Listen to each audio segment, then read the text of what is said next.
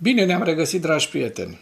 De ce credeți că Donald Krasnov Trump a declarat că invitarea aliaților din cadrul NATO de a participa la o misiune de escortare în strâmtoarea Ormuz este o problemă minoră, este o treabă minoră? Scrieți în comentarii ce credeți despre acest lucru. Chiar credeți că este o treabă minoră? Eu cred că Donald Trump este izolat în acest moment pe scena internațională, mai ales de către țările din lumea liberă. Sunt câteva țări, gen Germania, unde Friedrich Merz a declarat foarte, foarte deschis că nu va participa la această misiune sinucigașă până la urmă a lui Donald Trump. Așa cum vă spuneam și ieri, Donald Trump încearcă să scoată cartofii fierbinți pe care el i-a aruncat în Iran cu mâna europenilor, dacă se poate.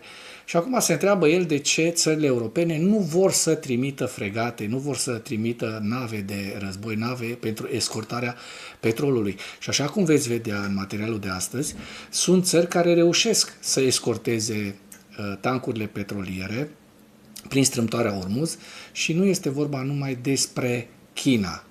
Despre ce țară credeți că mai este vorba?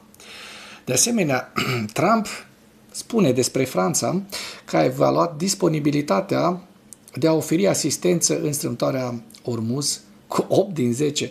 Eu am dubiu că Franța va trimite fregate și nave de război pentru a și le scufunda în strâmtoarea Ormuz. Orice expert militar va spune că aceea este o misiune imposibilă, o misiune sinucigașă. Singurul lucru care ar putea fi făcut ar fi să se încerce o debarcare pe malul iranian, care este în zona strâmtorii Ormuz, și abia atunci, dacă vor reuși să securizeze acea zonă, pot fi escortate vasele. Altfel, vom vedea, așa cum am văzut până acum, cum ard precum torțele aceste vase care încearcă să treacă prin acea strâmtoare, cu excepția unor țări care reușesc să le treacă. De asemenea, CNN spune că Iranul a atacat ambasada Statelor Unite ale Americii la Bagdad și instalațiile petroliere din Emiratele Arabe Unite. Ucraina a reușit să terorizeze timp de 48 de ore Moscova, care continuă să raporteze atacuri ucrainene cu drone.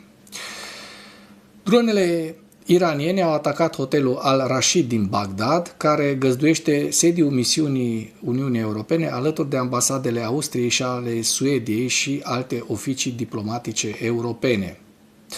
Ucraina a condus echipa roșie în timpul exercițiului naval REPMUS, Dynamic Messenger al NATO. Vedem ce s-a întâmplat acolo, cum au fost umilite navele de război ale țărilor NATO.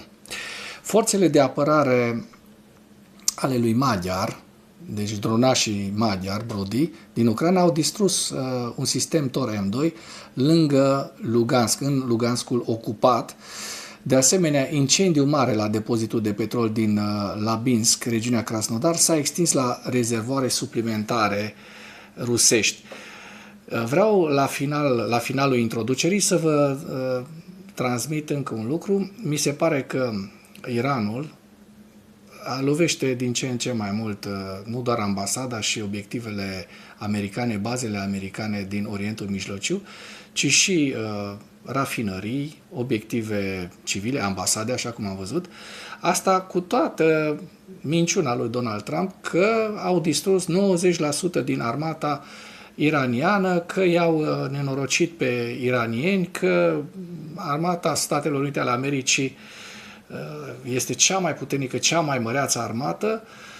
Dacă toate aceste lucruri s-au întâmplat, de ce are nevoie Statele Unite ale Americii de țările europene sau Japonia sau Coreea de Sud, țările din lumea liberă, pentru a escorta aceste nave, dacă ei sunt cei mai mari și cei mai tari?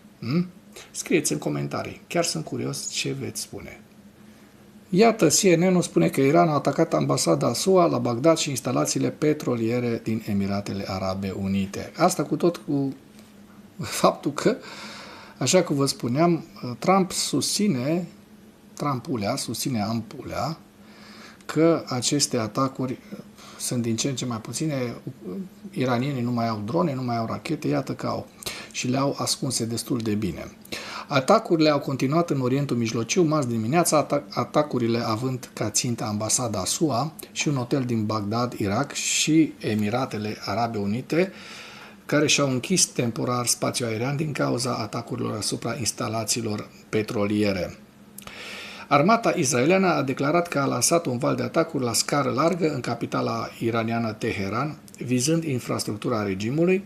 Semiluna Roșie iraniană a relatat marți dimineața că salvatorii încercau să ajungă la un rezident din Teheran prin subdărâmături, iar agenția de știri MER, administrată de statul iranian, a relatat că s-a auzit o explozie în capitală. IDF, adică armata israeliană, a anunțat de asemenea că a lansat un val suplimentar de atacuri împotriva țintelor Hezbollah din capitala libaneză Beirut. Aceasta a venit după ce Israelul a lansat luni o operațiune terestră extinsă în sudul țării. Serviciile de urgență israeliene au relatat tiruri de rachete spre Israel, dar nu au fost raportate victime sau lovituri. Armata israeliană a declarat de asemenea că sistemele sale de apărare au interceptat rachete lansate din Iran. În Irak, conform unei înregistrări video geolocalizate de către cei de la CNN și oficiali irakieni, dronele de atac iraniene au atacat ambasada SUA și hotelul Al-Rashid din Bagdad marți dimineața. De vreme, înregistrările video par să arate sisteme de apărare aeriană doborând o rachetă în apropierea ambasadei. Potrivit unui purtător de cuvânt militar irakian de rang înalt, câmpul petrolier Majnun din sudul Irakului a fost de asemenea atacat. În Emiratele Arabe Unite, presa de stat a relatat marți dimineața că Autoritatea Generală a Aviației Civile a închis temporar spațiul aerian al țării pe fondul situației de securitate în rapidă schimbare din regiune. Autoritățile din Abu Dhabi au suspendat de asemenea operațiunile de la imensul zăcământ de gaze SAC în urma acestui atac cu drone care a provocat un incendiu. Autoritățile orașului Fujairah au raportat de asemenea că un atac cu drone a provocat un incendiu în zona industrială petrolieră Fujairah. În Kuwait, sistemele de apărare aeriană au răspuns amenințărilor reprezentate de rachete și drone inamice, iar armata i-a avertizat pe cetățeni că orice explozii pe care le aud sunt rezultatul interceptării țintelor inamice de către sistemele de apărare aeriană. În Arabia Saudită, Ministerul Apărării a declarat că a interceptat și distrus aproximativ 12 drone în zonele estice ale țării. În acest timp, iată, Donald Trump evaluează disponibilitatea Franței de a oferi asistență în strâmtoarea Hormuz cu 8 din 10. Acesta a oferit o evaluare măsurată a disponibilității omologului francez Emmanuel Macron de a se alătura eforturilor pentru a asigura siguranța transportului maritim prin strâmtoarea Hormuz. El a declarat că Macron ar fi declarat anterior că Franța ar putea participa la o misiune internațională de protecție pentru escortarea navelor comerciale în strâmtoarea Hormuz. Pe o scară de la 0 la 10 aș da nota 8. Nu este perfect, dar asta este Franța, a spus Trump. Nu este perfect, dar eu nu cred că acest Macron este prost să-și trimită fregatele în acea zonă, să stea precum rațele în bătaia puștii iraniene.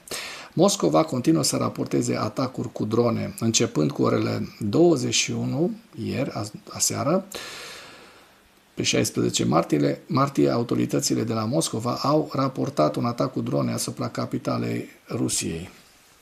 Primarul Moscovei, Serghei Sobyanin, spune pe rețelele de socializare că de la orele 21 și 9 minute până marți, la orele 12:28, noaptea, da, ora Kievului, Sobyanin a relatat despre un atac comis de presupuse 16 drone ucrainene care zburau spre Moscova. Inițial, el a susținut că deține doar drone individuale, apoi a scris de 2 ori că apărarea aeriană rusă ar fi interceptat 6 drone ucrainene. În același timp, potrivit acestuia, specialiștii serviciilor de urgență lucrează la fața locului unde a căzut molozul. După ora 1 dimineața, Sobyanin a anunțat presupusa distrugere a încă 3 drone care zburau spre Moscova. Deci, oameni buni, vedem foarte bine că ucrainenii reușesc deja să terorizeze Moscova cu aceste drone, iar când vor produce suficiente rachete de tip Flamingo, acele rachete cu rază lungă de acțiune, nu am niciun dubiu că vor viza nu doar podul Kerch, ci și Kremlinul. În jurul orei 2 dimineața, primarul Moscovei a raportat un atac al altor 8 drone. În jurul orei 5 dimineața, după acest lucru, potrivit lui Sobyanin, 12 drone au încercat să atace Moscova. Sobyanin a declarat luni că în ultimele 2 zile apărarea aeriană ar fi distrus aproximativ 250 de drone care se îndreptau spre Moscova, dar atacul continuă. Trecem la ziua 1483 a războiului din Ucraina.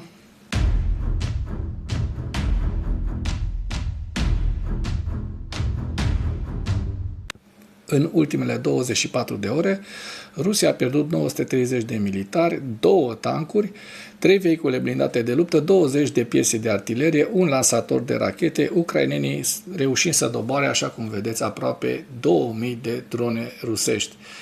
Vedem aici lista pierderilor rusești de la începutul invaziei. Iată, s-a ajuns la peste 1.280.000 de militari ruși morți și răniți. Iată, dronele iraniene au atacat hotelul Al-Rashid din Bagdad, care găzduiește sediul misiunii UE, alături de ambasadele Austriei și Suediei și alte oficii diplomatice ale Uniunii Europene, da? Ale țărilor din Uniunea Europeană. Vedem în această imagine cum ard. Da? Asta vis-a-vis de faptul că, iată, încă o explozie, vis-a-vis de faptul că Trump spune că a distrus peste 90% din arsenalul iranian. Eu cred că nici pe departe nu a distrus, pentru că iranienii îți țin destul de bine ascunse în munți aceste drone ascunse de loviturile americane. Miramaș să nu aibă și vreo armă, Doamne ferește, nucleară, cu care la un moment dat să lovească Israelul. Doamne ferește, bătem și în lemn să se întâmple așa ceva. Și atunci invazia și tot acest război declanșat de Trump ar fi nu doar inutilă, ci și complet malefică și nefolositoare. Ucraina a condus echipa roșie în timpul exercițiului naval REPMUS, Dynamic Messenger al NATO, desfășurat în largul coastei Portugaliei, unde dronele maritime ucrainene Magura V7 au simulat scufundarea unei fregate aliate în timpul unui scenariu de atac al unui convoi. Forța condusă de către Ucraina a câștigat toate cele 5 scenarii ale exercițiului împotriva unităților navale ale NATO. Deci v-am prezentat această informație, această știre, pentru a înțelege foarte bine de ce țările europene refuză să trimită fregate, nave de război în Ormuz, în strâmtoarea Ormuz, pentru că ar fi ca și cum le-ai trimite la distrugere, iranienii având și ei, așa cum am văzut, astfel de drone maritime în dotare, bine ascunse, bine pitite prin buncăre. Forțele de apărare ale lui Magyar Brody din Ucraina au distrus un sistem Tor M2 lângă Luganskul ocupat temporar și un al doilea Tor M2 lângă Balashkiva, în Zaporojie. Rusia a început să desfășoare, hai să și dăm drumul la imagine între timp, Rusia a început să desfășoare emițătoare radar, capcană, pentru a compensa pierderile din apărarea aeriană de pe raza scurtă de acțiune, a raportat comandantul Magyar Brody. Vedem în această imagine, rând pe rând ne sunt prezentate aceste piese foarte rare și costisitoare ale rușilor, care au fost distruse de către armata ucraineană, de către dronașii ucraineni, cea mai tare, cea mai de elită, ca să spun așa, echipă, unitate, nu echipă, unitate, cea a lui Magyar Brody. Da, vedem că imaginile sunt de ieri, din data de 16, au fost de ieri, avem și din 15, din 15 martie, 16 martie, 15 martie. Iată, acestea sunt piese care nu sunt ușor de recuperat, nu sunt ușor de construit, pentru că valorează milioane, zeci de milioane de euro și rușii tot pierd pe ele, tot pierd, nu știu până când, câte mai au, dar văd că din ce în ce mai multe astfel de lovituri ucrainene se realizează cu drone care, apropo, sunt foarte, foarte ieftine. Vorbim de drone care merg de la câteva sute de euro până la câteva mii, care, iată, distrug aceste piese de zeci de milioane de dolari sau de euro. Iată un incendiu raportat la depozitul de petrol din Labinsk, regiunea Krasnodar. S-a extins la rezervoarele suplimentare pe măsură ce vântul a împins flăcările către rezervoare. Iată un incendiu la depozitul de petrol din Labinsk, regiunea Krasnodar. S-a extins la rezervoarele suplimentare pe măsură ce vântul a împins flăcările către rezervoarele învecinate. Hai să vedem și despre ce vorba. Deci este un incendiu foarte mare. Cum ard rezervoarele de petrol ale Rusiei, da? O imagine și mai din apropiere. Deși spune cel care filmează că este baza din Labinsk, Rusia. Din păcate, petrolul care ar trebui să fie consumat de către mașini și de către utilaje este în flăcări. Asta este rezultatul războiului lui Putin împotriva Ucrainei. Tancuri petroliere indiene trec prin strâmtoarea Ormuz, escortate de către navele de război maritime ale Indiei. Da? Iată un distrugător din clasa P-15B, Impal, indian, care a escortat astfel de nave. Naval News ne spune că se observă că petrolierele care transportă gaze naturale lichefiate sunt escortate la ieșirea din strâmtoarea Ormuz și la traversarea Golfului Oman. Navele indiene se îndreaptă, deci două nave, Devi și Valik, se îndreaptă spre porturile indiene, transportând un total de 92.700 de tone de gaz lichefiat. Da? Alte nave indiene rămân în așteptare în regiunea Golfului Persic. Nu a existat niciun anunț oficial privind implicarea marinei indiene în escortarea navelor comerciale, dar videoclipurile postate pe rețelele de socializare confirmă această prezență a lor. Iată, sunt imagini de pe aceste nave. Da? Și am o singură observație pe care vreau să o fac înainte să trecem la evaluarea campaniei militare a Institutului. Faptul că fiecare navă, fiecare țară care deține o navă în această zonă este responsabil în acest moment de escortarea ei. Statele Unite ale Americii, ceea ce încearcă să facă este să adune o coaliție care să participe la depresurizarea, la deschiderea acestei strâmtori Ormuz, dar eu sunt foarte convins că dacă iranienii voiau să lovească aceste nave indiene sau chinezești care au plecat și care continuă să traverseze această strâmtoare, reușeau să le lovească. Nu le lovesc pentru că sunt partenerii lor, sunt țări BRICS și sunt în aceeași alianță, așadar noi vom mai aștepta petrol și gaze din acea zonă, din păcate. Iată evaluarea campaniei ofensive rusești la 16 martie, cu principalele informații. Avansul continuu al Ucrainei în regiunea Dnepropetrovsk constrânge probabil operațiuni ofensive rusești în direcția Oleksandriivka și ar putea amenința în curând operațiunile ofensive rusești în direcția Huliaipole.